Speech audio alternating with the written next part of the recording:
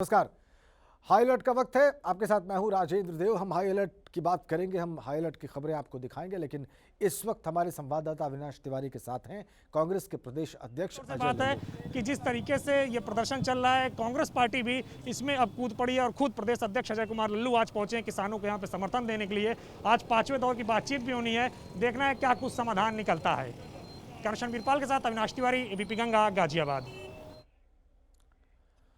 हमारे संवाददाता अविनाश तिवारी ने अभी कांग्रेस के प्रदेश अध्यक्ष, उत्तर प्रदेश के प्रदेश अध्यक्ष अजय सिंह लल्लू से बात की है, वो हम आपको आगे भी दिखाएंगे। लेकिन इस वक्त की बड़ी खबर आपको बता दें, किसानों से बातचीत से पहले सरकार की एक हाई लेवल मीटिंग है। प्रधानमंत्री मोदी की गृह, रक्षा और कृषि मंत्रियों के साथ बैठक है और ये बैठक प्रधानमंत्री कार्यालय में हो रही है। आज दोपहर 2 बजे किसानों के साथ सरकार की बैठक होनी है और आज बैठक से कुछ नतीजा निकलने की भी उम्मीद है। बड़ी खबर, किसानों से बातचीत से पहले सरकार की एक हाई लेवल मीटिंग और वो भी प्रधानमंत्री कार्यालय में, और इसमें मौजूद होंगे गृह मंत्री, रक्षा मंत्री और कृषि मंत्री। ये बहुत महत्वपूर्ण, क्योंकि आज बहुत ही महत्वपूर्ण बैठक है दोपहर 2 बजे। किसानों ने 8 दिसंबर के भारत बंद का आह्वान कर दिया है बैठक से पहले ही।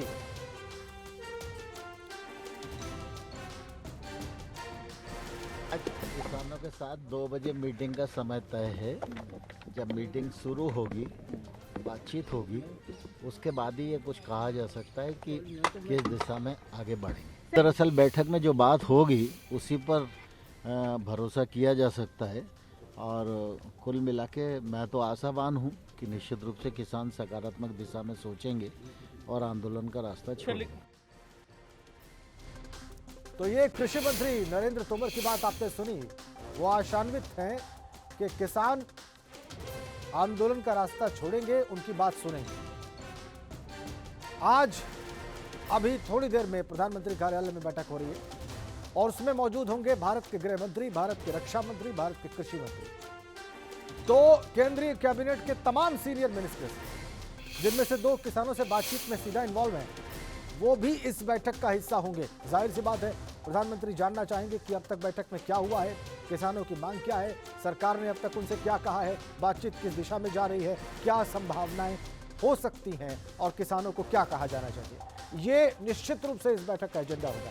अविनाश तिवारी हमारे साथ है, हमारे सहयोगी। अविनाश, ये बैठक हो रही है प्रधानमंत्री कार्यालय में, क्या ये शुरू हो गई है? अगर नहीं हुई है तो कब होगी? क्या एजेंडा है इसका?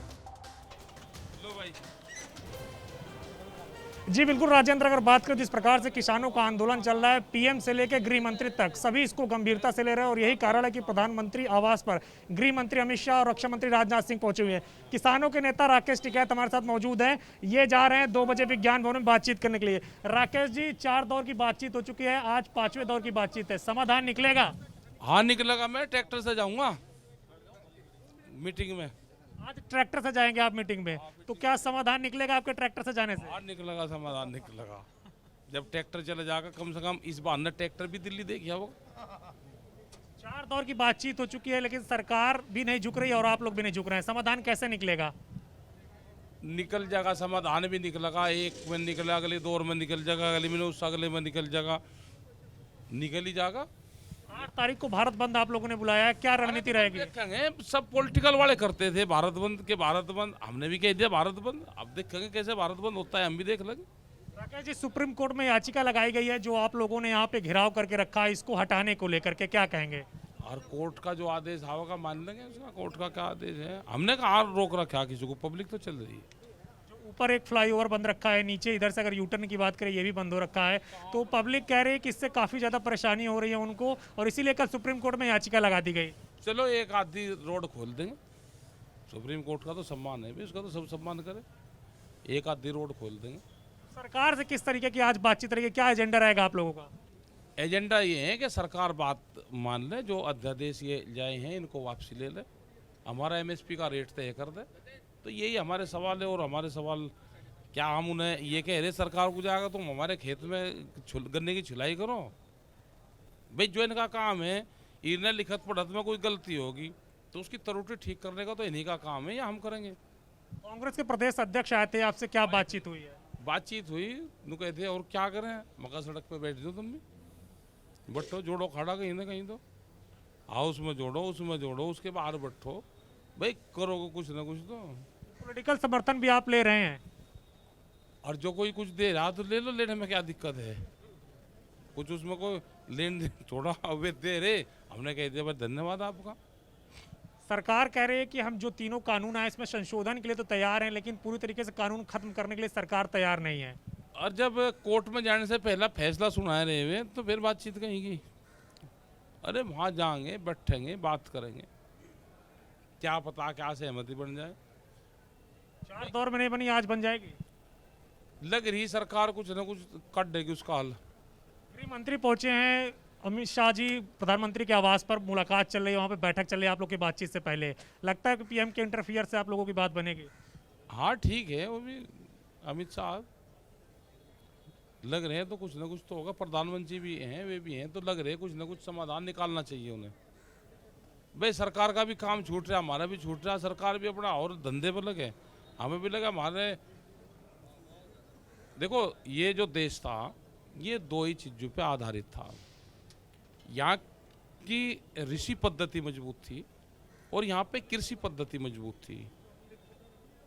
उसी के ऋषि और कृषि पे आधारित ये हिंदुस्तान चलता था। ऋषि पद्धति तो मजबूत होगी, अब कृषि पद्धति को भी और मजबूत करते। रामदेव मजबूत हो गए, बाबा रामदेव, वो ऋषि पद्धति से है। अयोध्या वाला मंदिर वो ऋषि पद्धति से है। सारे वे तो मजबूत हो गए, वे हमें भी मजबूत कर दे, कृषि को भी।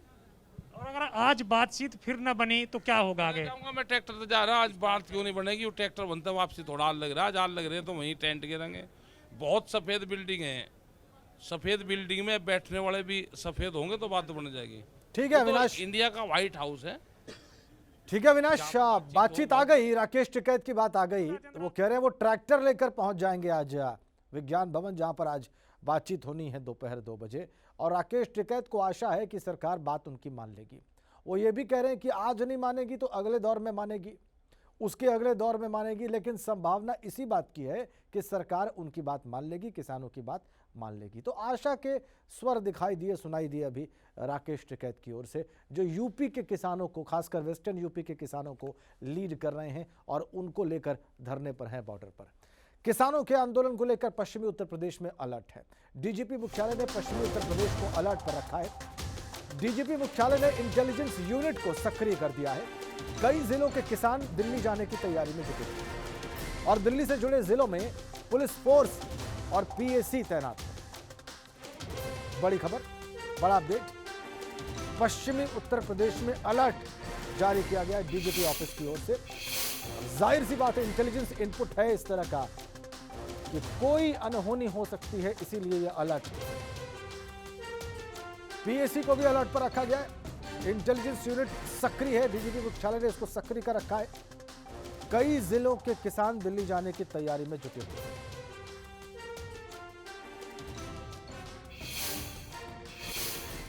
और एक और बड़ी खबर और अफसोसनाक खबर वाराणसी से मिल रही है। इस वक्त हमें एमएलसी चुनाव के प्रेक्षक अजय कुमार के निधन की खबर आ रही है। वाराणसी के शुभम अस्पताल में उनका निधन हुआ है। सुबह 9:30 बजे अजय कुमार सिंह का निधन हो गया है। कल उन्हें दिल का दौरा पड़ा था और आज सुबह 9:30 बजे उन्होंने आखिरी सांस ली। प्रेक्षक थे वो वाराणसी चुनाव के। नीतीश पांडे हमारे सहयोगी वाराणसी से फोन लाइन पर है। नीतीश, क्या जानकारी मिल रही है आपको? नीतीश, आपको मेरी आवाज मिल रही है?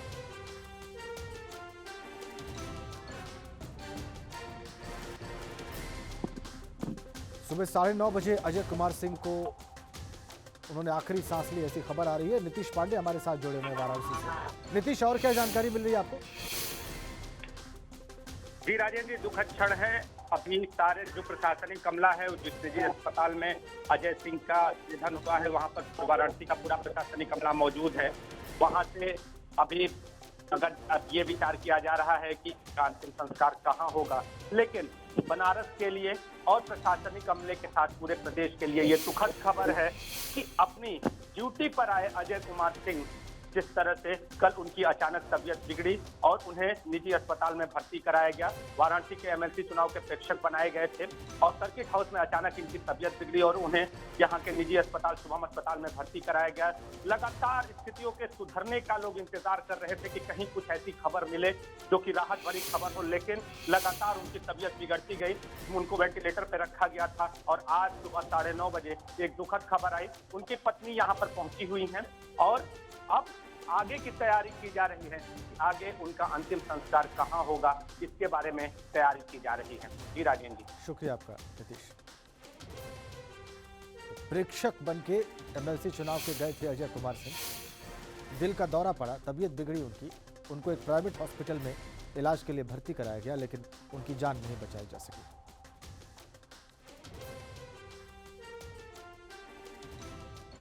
अगली खबर मेरठ से। माफिया बदन सिंह के साथी पपीता बडला का सरेंडर हुआ है। वहां पर 25,000 रुपए का इनामी गैंगस्टर है पपीत बडला। एनकाउंटर के खौफ से कोर्ट में उसने सरेंडर किया। कोर्ट ने गैंगस्टर पपीत को जेल भेज दिया है। मेरठ से खबर।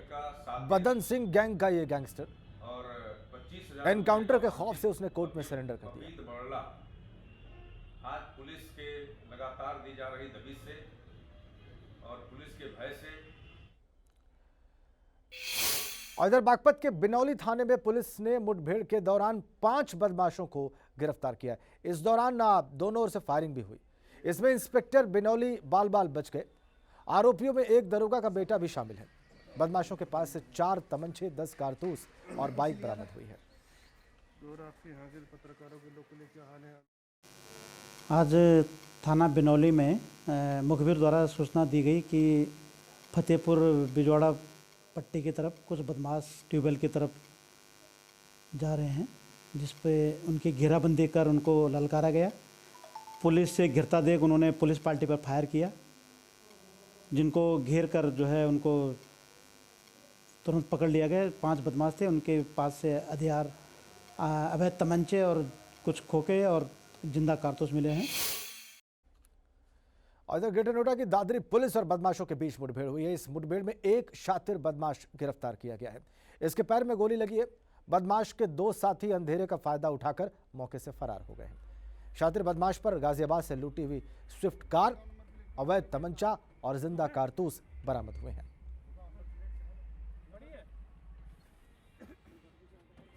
देखिए, शाम के समय जो है दादरी पुलिस चेकिंग कर रही थी। जिस समय एक स्विफ्ट गाड़ी आई, उन्होंने रोका नहीं गाड़ी को, पुलिस ने पीछा किया। इसके बाद ये बील अकबरपुर और दतावली के बीच में आकर के उन्होंने फायर करना शुरू कर दिया। पुलिस पार्टी ने क्रॉस फायर किया है। और देखा आपने कैसे पुलिस अधिकारी ने बताया इस मुठभेड़ के बारे में कि पुलिस पार्टी ने किन हालात में फायर किया और कैसे ये कार्रवाई अंजाम दी। इधर कानपुर में पुलिस ने नकली कीटनाशक कंपनी का भंडाफोड़ किया है। जूही थाना इलाके में स्थित फैक्ट्री में नामी कंपनियों के नकली कीटनाशक बनाए जा रहे थे, जिन्हें किसानों को महंगे दामों में बेचकर उनसे ठगी की जा रही थी। इफ्को और तलवार जिंक जैसे नामचीन ब्रांड के नकली आइटम वहां पर तैयार किए जा रहे थे। इसे मार्बल का चूरा और नमक मिलाकर बनाया जा रहा था। इफ्को के लीगल एडवाइजर ने पुलिस को फर्जीवाड़े की सूचना दी थी। इस पर पुलिस ने छापेमारी की तो यहां से बड़े पैमाने पर बना हुआ पैक्ड मटेरियल बरामद हुआ है और साथ साथ भारी मात्रा में मार्बल का चूरा और नमक भी बरामद हुआ है। पुलिस ने इस मामले में 2 लोगों को हिरासत में लिया है।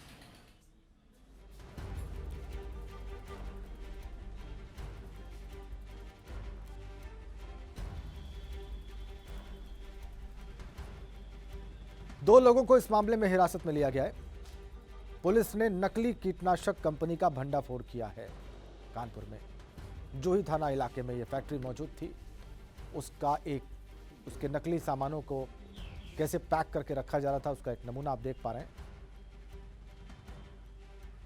क्राइम ब्रांच को एक सूचना मिली कि एग्रीकल्चर में उपयोग आने वाली पेस्टिसाइड तलवार जिंक, फटेरा, साफ के नकली उत्पाद तैयार किए जा रहे हैं। इस कंपनी का जो लीगल एडवाइज़र है वो अपनी टीम के साथ आया और उसने पूरी तरह से रेकी किया नकली उत्पाद साबित होने पर इन्होंने जूही इंस्पेक्टर के साथ मिल करके क्राइम ब्रांच की टीम के साथ मिल करके छापेमारी की। और छात्रवृत्ति घोटाले में कोर्ट में पीआईएल दाखिल करने वाले पंकज लांबा की गोली लगने से मौत हो गई है। कहा जा रहा है कि पंकज हरिद्वार की रानीपुर कोतवाली इलाके में एक कार्यक्रम में शामिल हुए थे। इसी दौरान लाइसेंसी राइफल से चली गोली पंकज के गले में जा लगी। आनन फानन में पंकज को अस्पताल ले जाया गया। और इस वक्त हम आपको किसानों के हंगामे की सीधी तस्वीरें दिखाने जा रहे हैं। किसानों ने जो हंगामा किया है, ये देखिए आप। किसानों ने हंगामा शुरू कर दिया है और आप देख सकते हैं कि किसानों के हाथों में लाठी और डंडे हैं और उन्होंने रोड को पूरी तरह से जाम कर दिया है। पहले दिल्ली जाने वाले रोड को उन्होंने जाम कर रखा था, लेकिन आज अभी इन्होंने दिल्ली से नोएडा आने वाले रोड को भी जाम कर दिया है। और पूरी तरह से आप देख सकते हैं दिल्ली पुलिस ने बैरिकेडिंग लगा दी है, क्योंकि किसानों ने यहाँ पर जो गाड़ियां निकल रही थी उनको रोक दिया था। और यही वजह है कि लगातार यहाँ पर जो किसानों का संघर्ष है वो चल रहा है। उनका साफ तौर से कहना है कि जिस तरीके से यहाँ पर किसानों की अनसुनी की जा रही है उसको लेकर के किसान काफी ज्यादा आक्रोशित है और उन्होंने पूरी तरह से यहाँ पर धरना दे दिया है, सड़कों पर बैठ गए हैं। और उनका साफ तौर से कहना है कि जिस तरीके से वो यहाँ पर पिछले 10 दिनों से धरना दे रहे हैं, लेकिन सरकार है कि उनकी सुनने को तैयार नहीं है। यही वजह है। अरे फोन पैच कर दिया क्या यार? जी आ गया फ्रेम में। ठीक है, तो आप अभी ये तस्वीरें देख रहे थे। चिल्ला बॉर्डर से किसानों ने हंगामा शुरू कर दिया है। अभी तक एक तरफ की रोड यानी कि उत्तर प्रदेश से गाजियाबाद से दिल्ली जाने वाली रोड जो थी वही ब्लॉक थी, लेकिन अब दिल्ली से नोएडा आने वाले और उत्तर प्रदेश की तरफ आने वाले मुसाफिरों को भी दिक्कत होगी। वो रोड भी जाम उस पर लग गया, उसको ब्लॉक कर दिया गया है। हंगामा वहाँ पर चल रहा है। एक ब्रेक के लिए हम यहाँ रुक रहे हैं।